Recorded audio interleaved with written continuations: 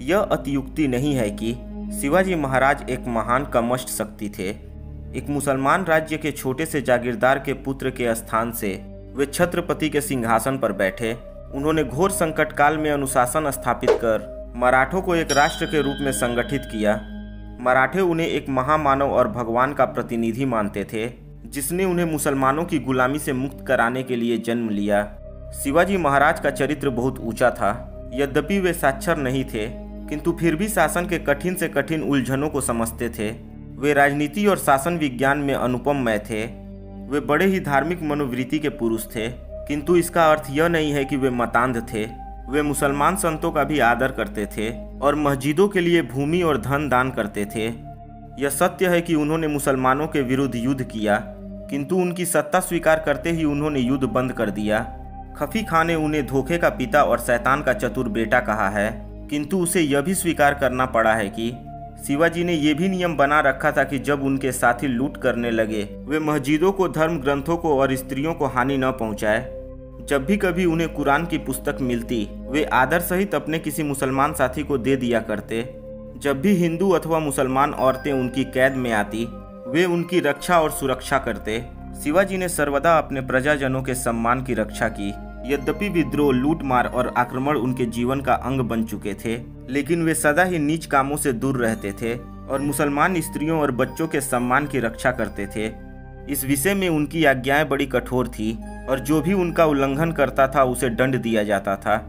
शिवाजी महाराज के व्यक्तित्व में एक जन्मजात नेता का आकर्षण था, जो उनके संपर्क में आने वाले लोगों को मुग्ध कर देता था, जिसके कारण देश के चुने हुए योद्धा उनके पास खींचे चले आए। उनके अधिकारी पूर्ण स्वामी भक्ति से उनकी सेवा में तत्पर रहते थे।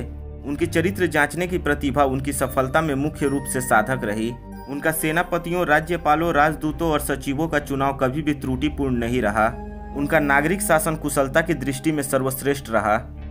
रोलिंसन के मतानुसार शिवाजी महाराज का काल बड़ा ही अंधकारमय और भयंकर था। कम से कम उनके हाथ औरंगजेब की तरह अपने कुटुंबियों के रक्त में तो नहीं सने, कभी भी जानबूझकर अथवा क्रोध में आकर अत्याचारी नहीं बने। स्त्रियों का, मस्जिदों का, युद्ध में न लड़ने वालों का मान करना, युद्ध के पश्चात व्यर्थ रक्तपात न करना, युद्धबंदी अधिकारियों और सैनिकों को मान सहित छोड़ देना इत्यादि कुछ कम चारित्रिक विशेषताएं नहीं है। जदुनाथ सरकार का मत है कि कोई भी लुटेरा राज्य की स्थापना नहीं कर सकता। इस बात से कोई इनकार नहीं कर सकता कि वह मनुष्य में राजा थे जिनमें दैविक शक्ति और ज्ञान था। रणजीत सिंह और महादाजी सिंधिया की शैली के विपरीत उन्होंने बिना किसी विदेशी सहायता के एक राष्ट्रीय सेना और राज्य शासन का संगठन किया। शिवाजी महाराज द्वारा प्रतिपादित प्रणाली उनके एक शताब्दी बाद भी पेशवाओं के शांत समय में भी आदर और प्रशंसा की दृष्टि से देखी जाती रही। शिवाजी महाराज विलासिता के पीछे दौड़ने वाले अथवा अलाउद्दीन खिलजी या तैमूर का हिंदू संस्करण नहीं थे। शिवाजी महाराज से पहले मराठे परमाणुओं की भांति अनेक दक्षिणी राज्यों में बिखरे हुए थे। उन्होंने इन सबको एक शक्तिशाली राष्ट्र के रूप में संगठित किया। आधुनिक काल में किसी भी हिंदू ने ऐसी योग्यता प्रदर्शित नहीं की। शिवाजी महाराज केवल मराठा जाति के ही निर्माणकर्ता नहीं थे, अपितु वे मध्यकालीन भारतवर्ष के निर्माणकर्ता थे। शिवाजी महाराज जैसे सच्चे राष्ट्रनायक राजा की गाथा समस्त मानव जाति को एक महान ऐतिहासिक देन है। पुनः सरकार का मत है कि नए सिरे से आरंभ हुए उस घोर अत्याचार के युग में हिंदू संसार के लिए तो शिवाजी आशा के नए नक्षत्र की भांति भारत आकाश में उदित हुए और वे हिंदुओं के धर्म चिन्ह मस्तक के तिलक और ब्राह्मणों के रक्षक थे। उनका और उनके बाद शिवाजी महाराज का दरबार औरंगजेब के शत्रुओं का गढ़ बन गया। दोनों ही प्रतिद्वंदी असाधारण पुरुष थे, किंतु उनके चरित्र में विशाल अंतर था। ग्रांड डफ के अनुसार जो प्रदेश शिवाजी महाराज ने जीता अथवा जो धन एकत्रित किया, वह मुगलों के लिए इतना भयावह नहीं था जितना कि शिवाजी महाराज का स्वयं का आदर्श, नई विचारधारा और प्रणाली जो उन्होंने चलाई तथा जो नई प्रेरणा उन्होंने मराठा जाति में फूंक दी थी। Professor M.B. देव पुजारी का मत है कि भारतीय सैनिक परंपरा में शिवाजी महाराज का स्थान इस बात से निश्चित किया जाना चाहिए कि उन्होंने युद्ध कला के विकास में कितना योगदान किया है। शिवाजी महाराज काल के सैनिक प्रबंध का विश्लेषण उस पूर्ण योग्यता को प्रकट करता है जिसका उद्देश्य सैनिक शक्ति और शत्रु को ठगने के उपाय, आक्रामक युद्ध की प्रत्यक्ष लड़ाई और अप्रत्यक्ष विधि में संतुलन करना है।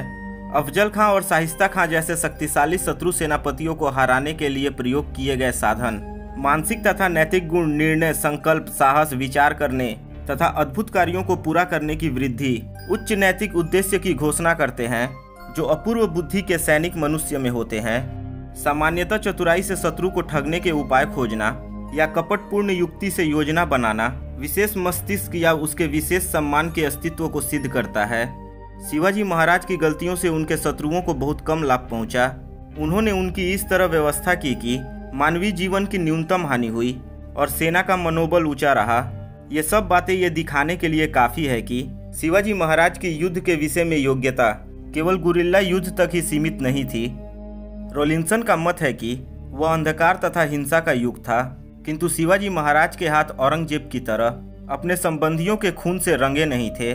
महिलाओं, मस्जिदों और नागरिकों का सम्मान करना, लड़ाई के बाद नरसंहार न करना, पकड़े हुए अफसरों और व्यक्तियों को सम्मान के साथ मुक्त करना, ये सब कुछ कम गुण नहीं थे।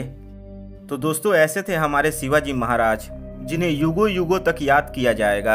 आप शिवाजी महाराज के बारे में क्या कहना चाहते हैं कमेंट बॉक्स में लिखकर हमें ज़रूर बताएं। अगर यह वीडियो आपको अच्छी लगी हो तो वीडियो को लाइक करें, अपने दोस्तों के साथ शेयर करें, और अगर आप सूर्या टॉक चैनल पर नए हैं तो चैनल को सब्सक्राइब करके बगल वाले बेल आइकन को जरूर दबा दें ताकि आने वाली वीडियो का नोटिफिकेशन आपको सबसे पहले मिल सके। तो दोस्तों, मिलते हैं अगली वीडियो में। जय हिंद, जय भारत।